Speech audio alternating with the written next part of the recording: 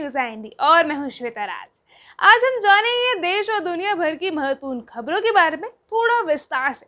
तो चलिए वक्त जाया ना करते हुए खोला जाए इस खबरों के पिटारे को। पहली खबर है, सलमान खान और गैंगस्टर लॉरेंस बिश्नोई की पुरानी दुश्मनी एक बार फिर चर्चा में है।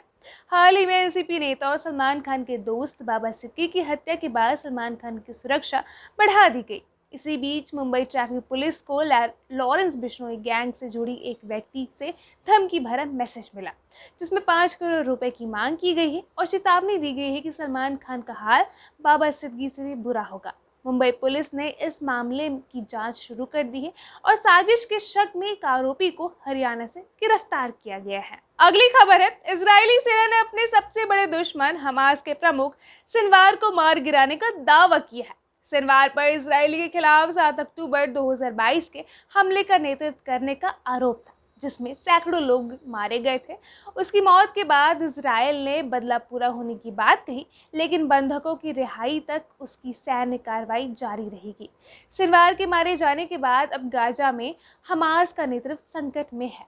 गाजा पर फिलिस्तीनी अथॉरिटी का नियंत्रण हो सकता है।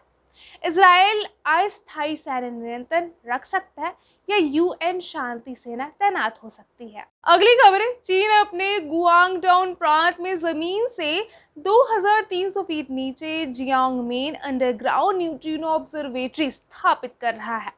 यह प्रयोगशाला ब्रह्मांड के सबसे रहस्यमय कण न्यूट्रिनो का अध्ययन करेगी। न्यूट्रिनो, जो ब्रह्मांड को चलाने वाले कण माने जाते हैं, फोटोन के बाद सबसे ज्यादा पाए जाते हैं। इस प्रयोगशाला में हजारों लाइट डिटेक्टिव ट्यूब्स लगाए गए हैं, जो न्यूट्रिनो के गतिविधि को पकड़ने का काम करेंगे।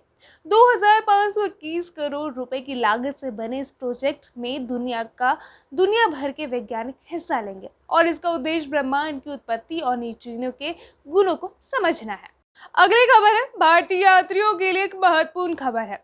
यूएई ने नई वीजा ऑन अराइवल पॉलिसी लागू की है। यदि आपके पास अमेरिका या यूरोपीय संघ के किसी देश का वीजा या ग्रीन कार्ड है और आपका पासपोर्ट कम से कम 6 महीने के लिए वैध है, तो आपको यूएई पहुंचने पर 14 दिन का वीजा ऑन अराइवल मिलेगा। यह नीति यूएई में रह रहे 35 लाख भारतीयों के लिए यात्रा और व्यापार को आसान बनाने के उद्देश्य से लागू की गई है।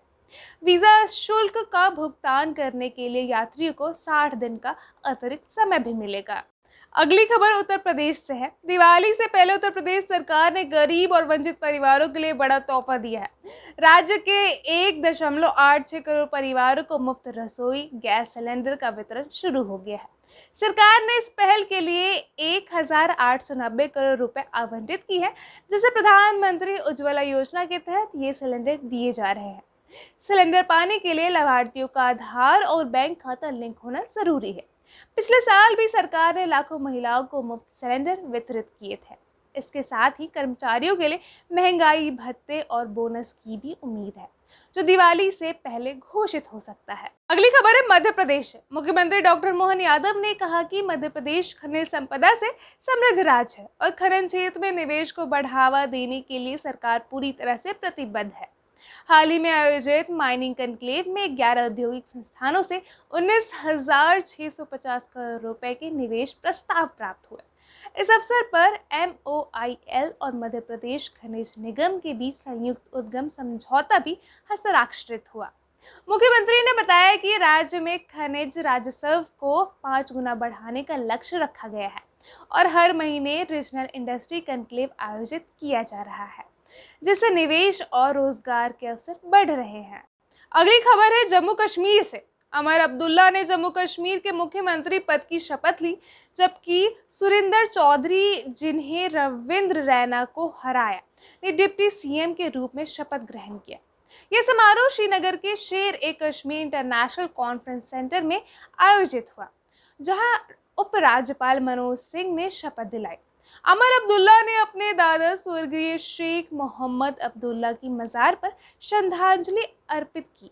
शपथ ग्रहण में प्रमुख नेताओं जैसे राहुल गांधी, प्रियंका गांधी और ममता बनर्जी सहित लगभग 50 नेता ने हिस्सा लिया। हाल ही की कांग्रेस ने सरकार में शामिल होने से इनकार कर दिया, लेकिन अमर ने कहा कि पार्टी को बाहरी समर्थन दिया जाएगा। जम्मू कश्मीर को विशेष स्थिति दिलाने का वादा किया, जबकि सुरक्षा के कड़े इंतजाम किए गए थे। उन्होंने कहा कि मंत्रिपरिषद में 9 सीटें खाली रखी जाएंगी, क्योंकि कांग्रेस के साथ चर्चा जारी है।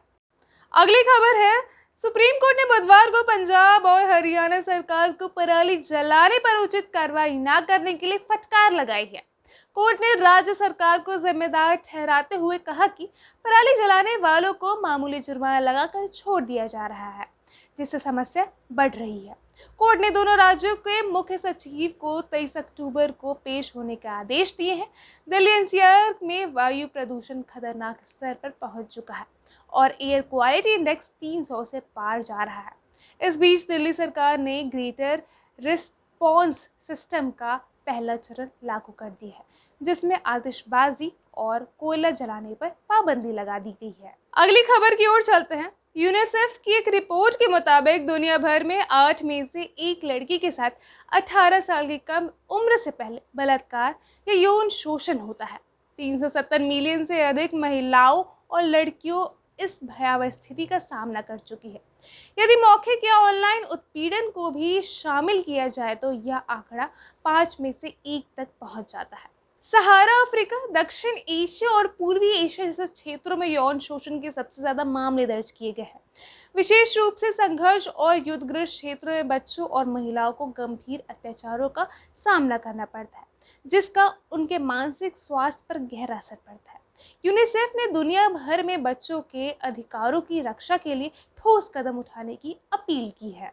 अगली खबर है, एससीओ की बैठक में विदेश मंत्री एस जयशंकर ने पाकिस्तान और चीन पर कड़ा रुख अपनाया। पाकिस्तान में आयोजित इस बैठक में उन्होंने कहा कि आतंकवाद और कारोबार साथ साथ नहीं चल सकते। जयशंकर ने 2 देशों के बीच आपसी सम्मान और वास्तविक साझेदारी पर जोर दिया, जबकि आतंकवाद और कट्टरवाद के चलते प्रगति की संभावना को नकारा। जयशंकर ने 3 बुराइयों आतंकवाद, अलगाववाद और अतिवाद का दृढ़ता से मुकाबला करने की आवश्यकता पर जोर दिया। उन्होंने क्षेत्रीय अखंडता और संप्रभुता का सम्मान करने के साथ साथ एक तरफा एजेंडे की निंदा की। भारत ने यह स्पष्ट किया कि जब तक सीमा पर आतंकवाद नहीं रुकेगा तब तक पाकिस्तान से कोई भी वार्ता संभव नहीं है। तो ये थे आज के मुख्य समाचार। हम आपको हर बड़ी खबरों से अपडेट रखते रहेंगे।